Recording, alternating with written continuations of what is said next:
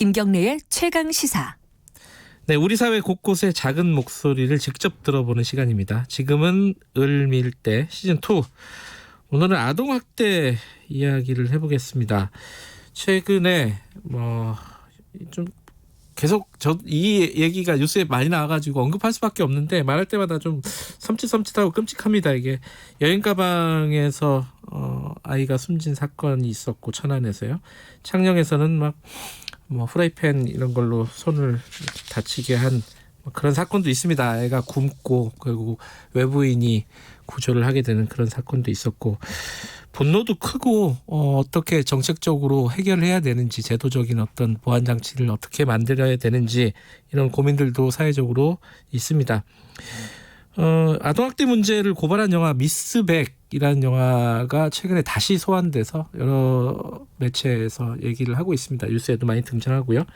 이 미스백을 만드신 이지원 감독님을 스튜디오에 모셨습니다. 안녕하세요. 안녕하세요. 이지원입니다. 이게 개봉이 언제였죠? 저도 영화관에서 봤는데. 개봉이 2018년 10월이었어요. 2년 전이었군요. 네.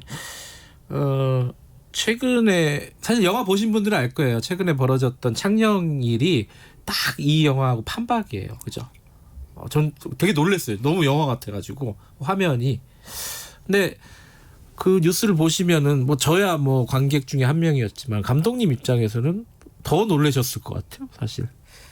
네, 어쨌든 저 미스백에서 다뤘던 사건들이 실제 사건을 좀 바탕으로 한 이야기들이 있었는데, 그때 제가 자료를 수집했던 어떤 사건들의 정황이나 어떤 그런 일들이 지금에 일어난 사건들과 너무 비슷해서 네. 이게 계속 되풀이되는 악순환이구나라고 느껴서 좀 참담한 심정이었습니다.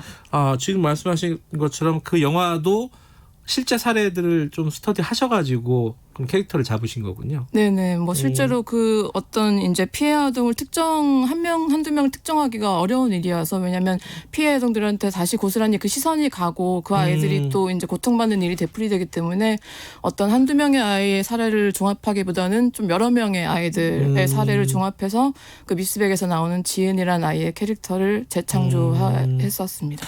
그러면 그런 어떤 피해 아동이라든가 피해 사례들, 상담가라든가 이런 사람들을 영화를 만들기 위해서 많이 만나셨겠네요, 그죠? 네, 실제로 시나리오 작업 기간 동안 그 어떤 복지관 분들이나 아동보호 전문기관 센터분들과 그리고 아동들을 상담했던 의사 선생님들을 만나서 실제로 어떻게 그 일들이 일어나고 그 아이들은 또 추후에 어떻게 살고 지내고 있고 이런 것들을 그리고 과외 부모들에 대한 어떤 정황들을 좀 조사를 많이 했었죠.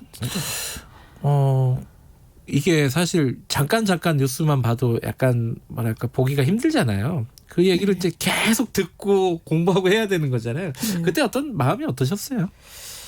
실제로 저희가 뉴스로 접하는 어떤 사건의 실태보다 훨씬 그 아이들이 고통받는 어떤 정황이나 그런 어떤 심정들이 더 우리가 상상할 수 없을 정도로 참혹하다는 걸 좀 알게 됐었고, 그리고 실제로 그 아동들이 구해지고 그 이후에 어떤 생활들도 잘 살아나가는 것이 아니라 이것들이 어떤 정서적으로 많은 고통을 주기 때문에 그 이후의 삶도 좀 피폐해진다는 것도 알게 되어서 이게 도대체 악순환의 고리를 어떻게 끊어야 될지가 너무 좀 참담한 마음이었습니다.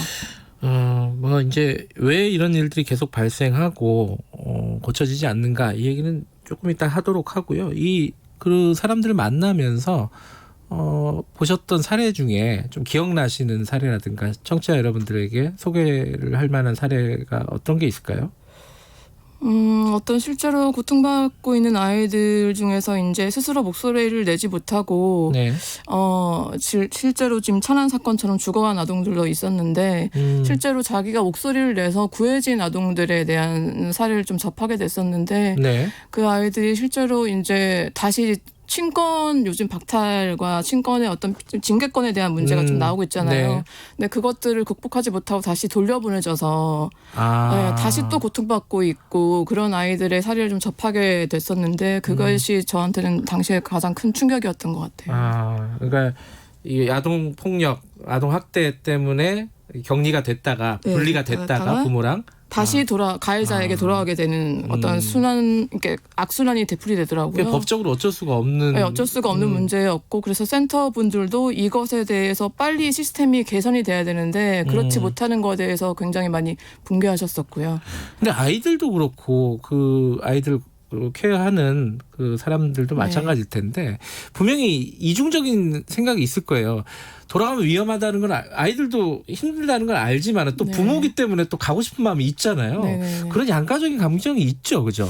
실제로 아이들은 그것을 구분하지 못한다고 해요. 그러니까 이 어떤 뭔가 이 부모에 대해서 옳고 그렇다거나 혹은 어떤 자기가 어디로 가야 된다거나 이런 것들을 판단하지 못하는 상태의 아이들이 많기 때문에 어쩔 수 없는 일이고, 실제로 그리고 부모에게서 떨어져 놓는다고 해도 그 아이들이 갈 수 있는 쉼터나 어떤 센터들이 너무 현저하게 숫자가 없어서 그 아이들이 갈 곳이 없게 되니까 자동적으로 또 그러면 또 다시 돌아가게 되고 이런 게 되풀이되고 있는 것 같았습니다. 돌아가서 그 되풀이 또 이제 학대라든가 폭력이라든가 이런 게 벌어지면은 또 이제 또 다시 또 되풀이되는 거죠. 구조를 하러 가고 구조를 가게 되고 뭐 그렇게 되는 거죠. 그러다가 이런 끔찍한 일들이 벌어지기도 하고. 실제로는 다시 돌아가서 오히려 돌아올 수 없게 된 아이들도 많다고 들었고요. 다시 이제 이렇게 사망하게 돼서 네, 그런 아이들도 있다고 들었고. 사망하게 되는 케이스도 직접 이렇게 좀 접하셨어요? 예, 실제 사건이 있는데 제가 지금 특정할 수가 없어서 말씀 못 드리는 것 같습니다. 근데 그 감독님은 원래 이런 원래라는 말은 좀 어폐가 있지만은 이런 아동 학대라든가 아동 폭력, 아동을 대상으로 한 폭력 이런 부분에 대해서 관심이 좀 있으셨네요. 어떤 계기가 있었는지 궁금하네요. 실제로 제가 이게 미스백이라는 영화를 만들게 된 것 자체도 어떤 이런 뉴스나 이런 것들을 원래 접했을 때 사실 되게 고통스럽고 끔찍한 일이잖아요. 그렇죠. 그래서 외면하고 싶고 실제로 뉴스를 잘 보지도 않고 이러던 사람 중에 한 명이었는데 제 옆집에서 실제로 이게 아동 학대 정황이 의심이 되는 아이를 만나게 됐었어요. 실제 사시던 집 옆집에서요? 아파트 옆집에서요. 진짜요? 왜냐하면 아파트는 이제 소음이 좀 이렇게 차단이 덜 되다 보니까 그 밤마다 어떤 그 아이가 고통받고 있는 소리가 들렸었거든요. 그래서 그 소리를 듣고 아동학대 정황이 의심되지만 제가 그 당시에는 어떻게 해야 될지 모르겠더라고요. 솔직히 제가 이걸 신고한다거나 어떻게 그 아이 옆집에 찾아가서 문을 두드려서 어떻게 된 거냐고 묻는다거나 뭐 이렇게 하면은 저한테도 어떤 피해가 올 수 있다는 생각을 했었고, 무섭기도 하고 사실 무섭기도 하고, 그래서 이게 어떻게 해야 되지 이렇게 망설이던 찰나에 그 집이 이사를 갔어요. 이사를 가게 되고 제가 많이 너무 죄책감에 시달리게 됐었죠. 그리고 실제로 그런 아이를 제 옆에서 접하게 되니까 그 이후부터 제가 외면하던 뉴스들이 눈에 들어오고 귀로 들리더라고요. 그래서 이것이 정말 너무 큰일이고 이런 아이들이 굉장히 많이 존재하고 있다는 사실이구나 싶어서 그 뉴스를 다시 읽게 되고 더 이렇게 연구를 하게 되면서 이것을 제가 한번 목소리를 내야겠다는 생각이 들어서 미스백이라는 영화를 만들게 됐었습니다. 그 아이가 이사를 가서 어떻게 됐는지는 모르는 거고요. 그죠? 네, 그래서 어떻게 됐는지 모르는데 제가 어디서 그 아이에 대한 소식을 좀 이렇게 알아내려고 했던 일이 있었는데 그래요? 저희가 너무 충격을 받았던 거는 그때는 그러지 않았는데 그 이후에 그 아이가 다리를 저는 모습을 본 사람이 있다는 얘기를 듣고 너무 더 죄책감에 시달렸던 일이 있었죠. 지금 같으면은 어떻게 하시겠어요, 감독님? 솔직히 이제 저도 이제 이런 상황이 일어나면 어떻게 이렇게 할 것이다라고 할 수는 없지만 저는 신고를 할 것 같습니다. 참 신고가 망설여지잖아요. 남의 그러니까 우리 개념이 약간 가정은 분리돼 있고 독립돼 있기 때문에 남의 집에서 벌어진 일을 이렇게 직접 본 것도 아닌데 소리만 듣고 추정을 해가지고 경찰에 신고하고 이게 참 망설여지잖아요. 많은 용기를 필요로 하는 일인 것 같아요. 제가 쟤한테 어떤 피해가 올지 모른다는 생각 자체가 너무 좀 잘못된 생각이지만 그런 것들이 좀 많이 용기를 내야 되는 일인 것 같습니다. 지금 같으면은 그래도 용기를 내서 신고를 하실. 네, 저는 해야 되겠다고 생각하고 있습니다. 그거는 많은 분들이 이제 청취자분들도 한 번쯤 생각해 보실 일인 것 같아요. 막상 당하면 이게 참 쉬운 일은 아니거든요. 맞아요. 왜냐하면 이번에 천안 사건 같은 경우도 그 아동을 발견하신 분이 그 아동을 적극적으로 도와주고 신고를 하지 않았다면 그 아이도 어떻게 됐을지 모르는 일이잖아요. 네. 예, 그렇기 때문에 이거는 무조건 저희는 어떤 이 손을 내미는 일에 대해서 망설이는 일이 없어야지 그 이 아동들이 구해질 수 있는 어떤 첫 번째 계기가 됐다고 생각합니다. 창녕. 창녕 사건이죠. 예. 네. 예.